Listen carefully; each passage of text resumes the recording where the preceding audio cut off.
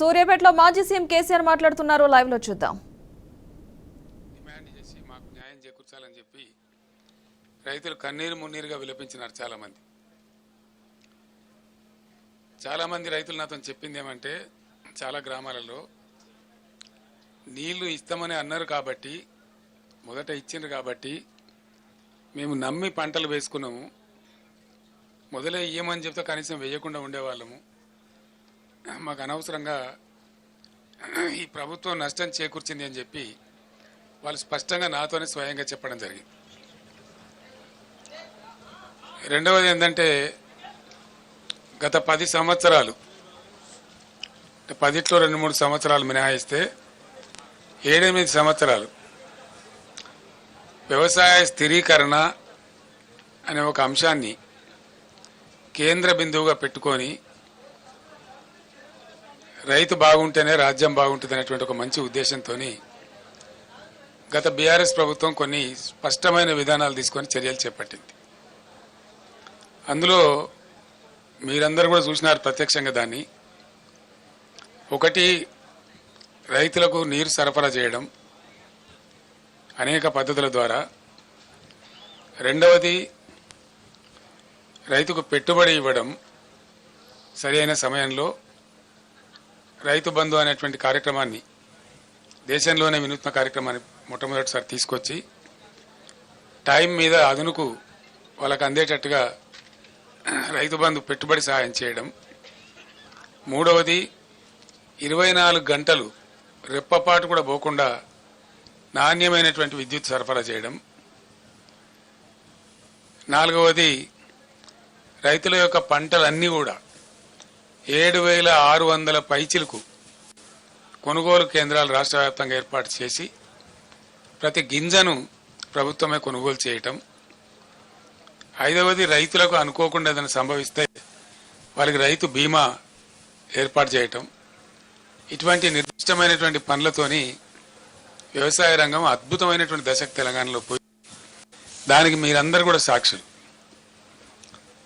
2014 ముందు 30-40 టన్నుల ధాన్యం కూడా పండించినటువంటి తెలంగాణ, 3,40 లక్షల టన్నుల ధాన్యానికి మించిన తెలంగాణ 3 కోట్ల పైచిలకు ధాన్యాన్ని ఉత్పత్తి చేసి పంజాబ్కే పోటీగా నిలిచి దేశంలో అగ్రస్థానానికి పోయేటువంటి పరిస్థితికి దూసుకొని పోయింది. ఇది కట్టుకథ కాదు, పిటకథ కాదు.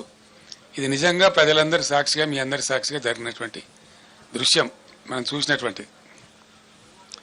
చాలా బరువైనటువంటి గుండెతో నేను మాట్లాడుతూ ఉన్నా, బాధ కలుగుతూ ఉంది. ఇంత షార్ట్ పీరియడ్లో, వితిన్ 100 days, 110 daysలో ఇంత దుర్భరమైన పరిస్థితి చూస్తామని మేము అనుకోలేదు. రైతులు ఇంత ఏడ్చేటువంటి పరిస్థితికి పోతారని కూడా అనుకోలేదు. మాకే సమాచారాన్ని బట్టి, అందినటువంటి సమాచారాన్ని బట్టి 100 రోజులలో 200 మంది రైతులు ఆత్మహత్యలు చేసుకున్నారు. కొందరు కరెంటు షాకులతోని, కొందరు ఆత్మహత్యలు. వరసి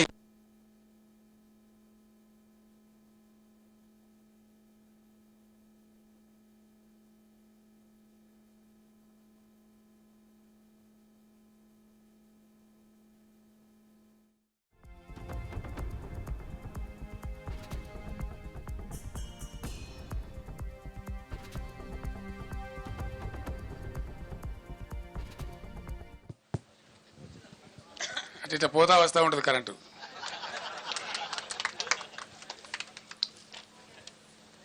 ఇప్పుడు మనందరం ప్రత్యక్షంగా చూస్తా ఉన్నాం. సో ఇట్లా 100 రోజుల పరిపాలనలో 200 మంది రైతులు ఆత్మహత్యలు. నేను కొద్దిగా బాధపడుకుంటూ మాట్లాడుతున్న ఆవేదనతో, ఎందుకంటే రైతులు మళ్ళా ఆత్మహత్య చేసుకునే దుస్థితి ఈ రాష్ట్రంలో వస్తుందని చెప్పి మేము కళ్ళ కూడా అనుకోలే. ఎందుకంటే చాలా వరకు పనులు మేము చేసి పెట్టినాం, పటిష్టంగా చేసి పెట్టినాం. మరి ఎందుకు సంభవిస్తున్నట్టు ఈ ఆత్మహత్యలు? ఈ లక్షల ఎకరాల్లో పంటలు ఎండిపోతున్నట్టు? దయచేసి జర్నలిస్ట్ మిత్రులతో నేను ప్రార్థిస్తా ఉన్నా, మీరు కూడా ఆలోచన చేయాలి. మీరు ప్రజల పక్షాన, ప్రజల కోసం ఉండేవాళ్ళు కాబట్టి నేను మీకు కూడా అప్పీల్ చేస్తా ఉన్నా, ఈ పరిస్థితి ఎందుకు వచ్చినట్టు మీరు కూడా పరిశీలన చేసి రాయండి. ప్రజల పక్షాన్ని నిలబడండి, రైతుల పక్షాన్ని నిలబడండి. ఇది రాష్ట్రం యొక్క మేలును కాంక్షించి.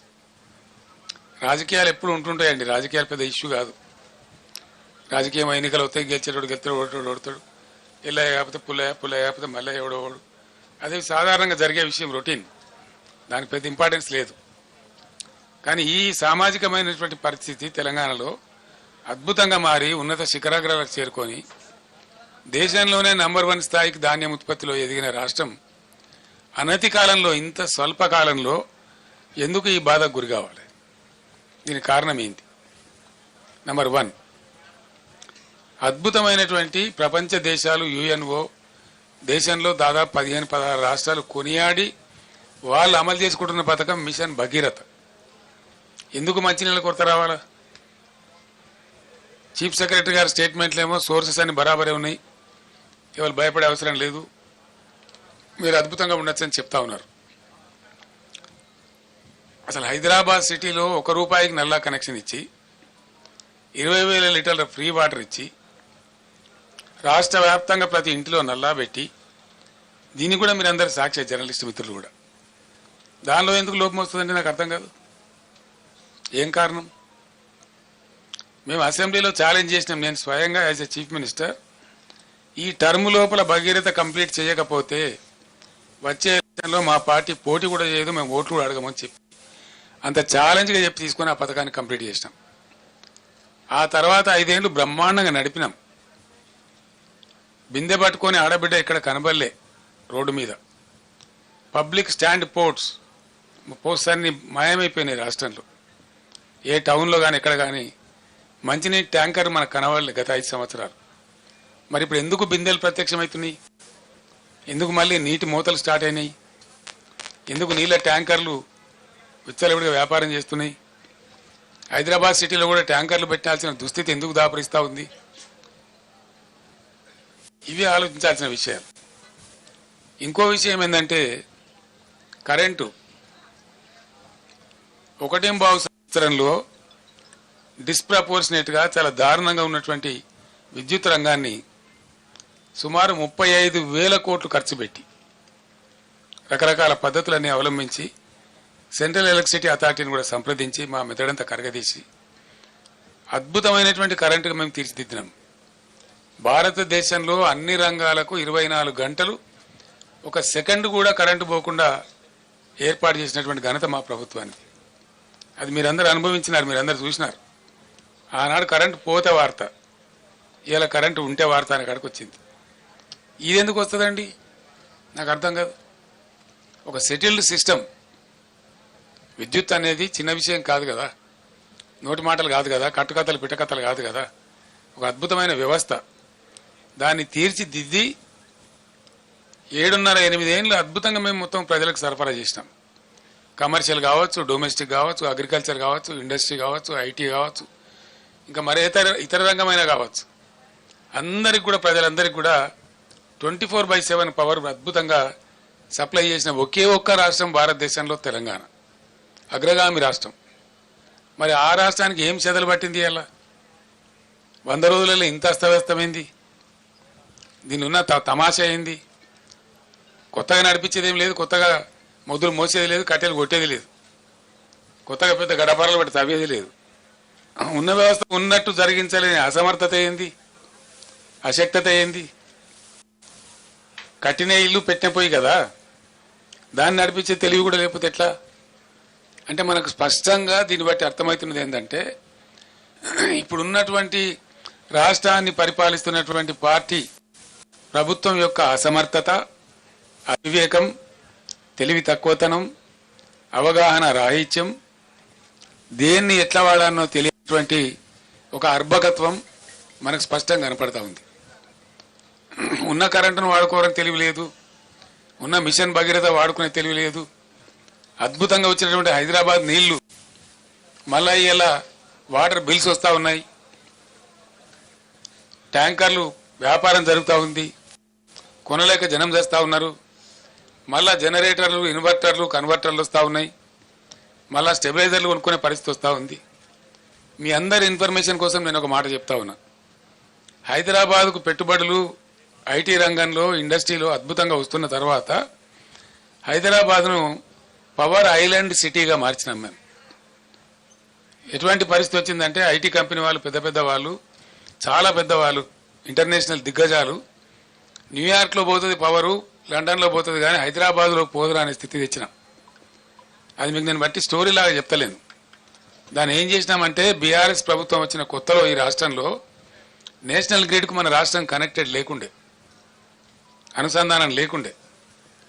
ఒక 5-6 లైన్స్ వార్దా డిచ్పల్లి కావచ్చు, వరంగల్ వరోరా కావచ్చు, అంగుల్ పలాస కావచ్చు, PGCIL power grid corporation of India limited ఎంబడి నేనే చేసి రాత్రింబవలు వాళ్ళతోని కొట్లాట పెట్టుకొని ఈ 3 లైన్లు కల్పించినాం. దాంతో టోటల్ తెలంగాణ రాష్ట్రం, ఏపీ రాష్ట్రం కూడా మనతో పాటుగా నేషనల్ పవర్ గ్రిడ్కి అనుసంధానమైనాం. దాని ఫలితం ఏంటంటే మనకు ఏదైనా సందర్భంలో షార్టేజ్ ఏర్పడితే ఇండియా మొత్తంలో ఎక్కడ పవర్నా అక్కడి నుంచి కొనుక్కునేటువంటి అవకాశాన్ని కల్పించగలిగినాం. నంబర్ 1.